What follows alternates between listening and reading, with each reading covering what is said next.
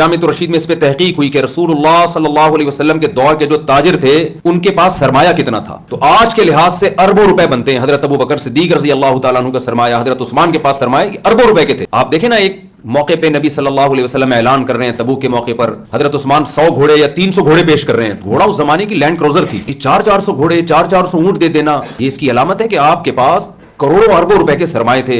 हमारे नबी ने कभी हजरत उस्मान से ये नहीं कहा कि आपने इतनी दौलत रखी हुई क्यों है। कुरान मजीद में सूरह नूर में अल्लाह ताला ने क्या फरमाया, रिजालुल ला तुल्हीहिम तिजारतुन वला बैउन अन ज़िक्रिल्लाहि व इक़ामिस्सलाह।